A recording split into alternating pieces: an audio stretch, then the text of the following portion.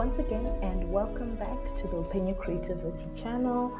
And we're still going on with the Creatively Done episodes, and we're looking today at the importance of creativity, and we're going to see how do you know and acknowledge your creative outlet. What's your thing? Now, we're going to be saying, hey, how do you identify a gift? And when people ask me this question, I really usually have two answers. The first one is, what can you do without getting paid? What's that one thing that you enjoy doing? And if people paid you, you could be like, nah, it's all right. Or if everything was okay in your life, you didn't need money, or you were not afraid, what would you do? The second question is, what did you do as a child? What did you enjoy doing when you were younger? Did you enjoy singing and making up songs, telling stories, throwing stones? I don't know. Whatever you enjoyed as a child will give you a hint as to what your creative power is. And you need to kind of start thinking about it and reconsider what you enjoyed when you were younger. And when I say I'm a child, I mean from 0 to 18 years. There are things that you probably enjoyed that you stopped doing because people negated them, or somebody you had many talents, and so you thought, okay, let me use this talent instead of that one. And so that other one didn't get to grow. But hey, right now you might be stuck in a rut with the choice that you thought to make. So maybe it's time to go back and say, what did I enjoy doing when I was younger? And you might find the answer is right there. Right. So what's the importance of creativity? Number one, it makes sense of our experiences. So when you know what your creative outlet is, generally you begin to understand why you express yourself the way you do, all your expressions in all of their forms. So why do you react the way you do when you're angry, or when you're sad, or when you're happy, or when you're excited? All of that has something to do with that creative part of you that makes you cook when you're happy, or bake when you're angry, or take a drive on a long road when you're excited about something and you need to think, or even just take a jog. And all those things are creative ways of expressing yourself. So there's nothing that's more creative than another, even though, of course, there are some things that have big audiences, like Michelangelo's paintings, or being Michael Jackson. Of course, I mean, those sort of creative outlets have big audiences, but that doesn't make the intimate and the personal creative outlets any less than any other. So when you understand and you know and you acknowledge your creative outlet, you then tend to understand and make sense of your experiences and why you experience the things you experience the way you experience them. I hope that wasn't a mouthful. Next, understanding your creative outlets is literally, not figuratively, literally guidance for survival. It helps you to make specific choices. So when you know what your creative outlet is, then you know what sort of friends you want to make, what sort of spouse you want to marry, what sort of food you like to eat, what sort of places you like to visit. Literally, your creative self gives you the stream by which to flow. So when you know that, the stream is it's calm, it's easy. But when you're fighting against the flow, most of the time you are going against your creative self, what is embedded inside you, what you were born with. And so it's important to understand you need to know what your creative vibe is about in order to literally survive and even put food on your table. So some of us are doing things that, or working jobs that have nothing to do with what our creative selves want. And so we are there thinking, okay, yeah, I need to do this because it's putting meat and food and clothes on my back. But sometimes it's not enough. You'll always be discontent.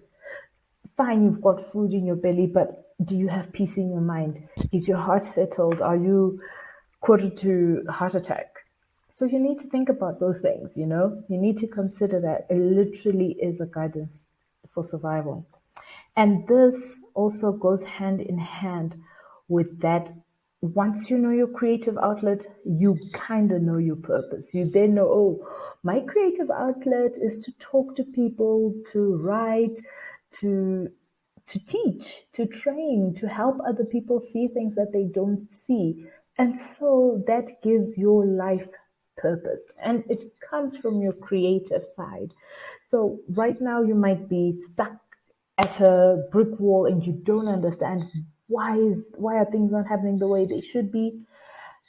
Maybe think about, did you neglect or did you deny or did you suppress your own creative self because people told you, oh, no, man, dancing doesn't amount to anything.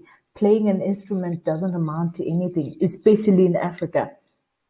And yet we have people who have fought for their creative outlets, and right now they're making waves in the world. Or even in the past, we've got examples of artists whose parents were against them, sports people whose parents told them this is madness, and yet look at them, they're entertaining and they're making money and they're building schools and they're doing so many big things in the world.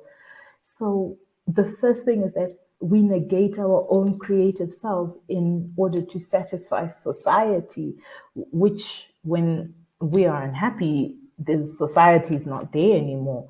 So, and they don't provide us purpose. So when you've got that sense of purpose and you know your creative outlet, you never it can get to a point where you don't understand where you're going. Like in this picture there, this guy is faced with fog and dust, but notice it's not a brick wall.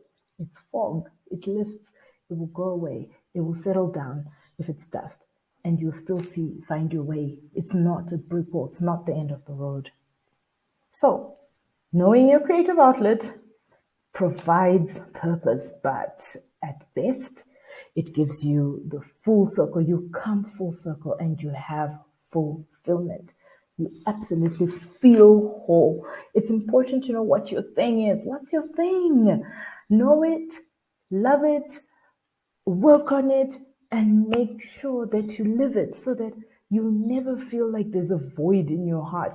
Right now, a lot of adults are just wondering, what is going on with me? I just don't feel happy. You may not have money, and you still don't feel happy, right? So it's neither about what you're getting or what you're not getting. It's about what you're doing. Are you living your creative life? Are you giving the best of who you're supposed to be to life, to the universe? What's your purpose? Are you feeling whole? Or at least, even if you don't feel fulfilled right now, are you working towards that fulfillment, right? A circle has to go around before it touches the other end, the first end. So just, are you on your road to fulfillment? And if not, why not? Is it because you don't know what your creative vibe is, or wait, what you're supposed to be doing, or is it you forgot and you need some reminding?